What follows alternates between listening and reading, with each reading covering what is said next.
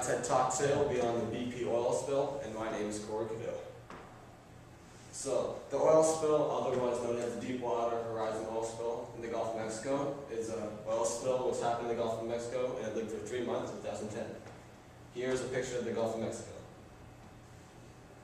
It is the largest marine oil spill in the history of the petroleum industry. The spill came from an oil gusher on the seabed that was ruptured on an explosion, which happened on April 20, 2010. This explosion killed 11 and injured 17. And they were celebrating years of safety on the well, so it was kind of ironic that they died while celebrating. On July 15, 2010, the leak was finally stopped after many failed attempts, like happened on the wellhead. Over the 3-month period, it leaked about 4.9 million barrels of crude oil, and that's approximately 53,000 barrels per day. And then on September 19, 2010, the second well, which relieved the leaking well, was completed, and the spill is officially dead. And this is a picture of the well being capped.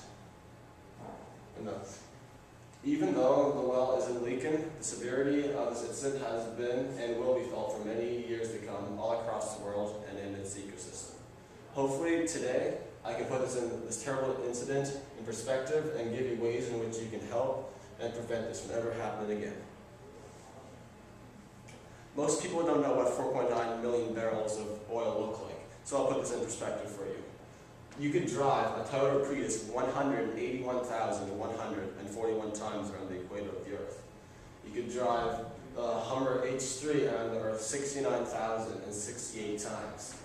Or you could fill 311 Olympic-sized swimming pools with that oil. Or you could 13,208 homes could have been heated for 1 year with the oil that escaped from the well. So that is what the oil could have been used for. Unfortunately, it was lost in the ocean where it does nothing but cause trouble. Thankfully, over 30,000 people responded to the spill and helped clean beaches, put on booms to catch the oil, and clean animals that were covered in it. So, enough about the past. Now, I would like to talk about the ongoing problems that have been caused from the oil spill. Fish dying off, birds getting sick, all of which could have been prevented. The effects oil has on fishing is tremendous. They are now getting dark lesions around their dark lesions. Their fins are starting to rot. They're getting blood clots and other health problems. Their food, such as phytoplankton and zooplankton, have been dying off, meaning they have nothing to eat.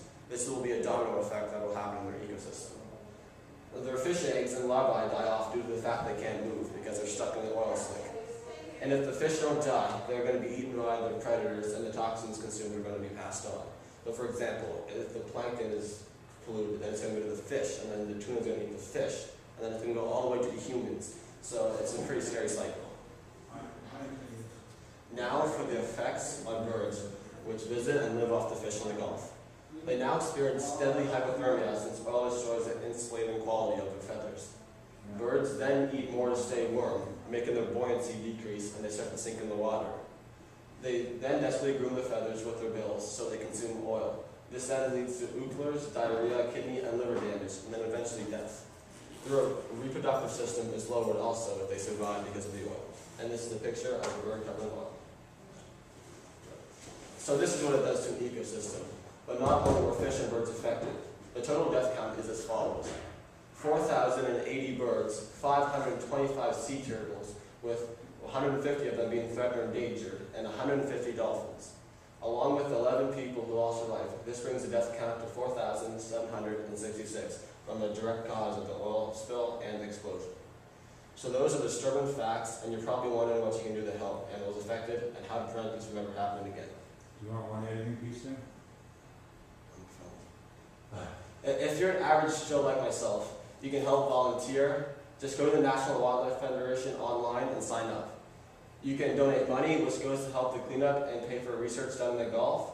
And now if you're a local or a fisherman or near the Gulf, you can check your fish and make sure that they have no lesions. You can check your shrimp and make sure they're not contaminated. And if you're not sure, you can always take them to your local doctor and they can test them to make sure they're healthy to eat and sell. So this is the average Joe. We can help volunteer, donate money, and fishermen check your fish for defects and get them tested. So So this is what we can do to help and prevent this from ever happening again. Hopefully you enjoyed my talk and will educate and aid others.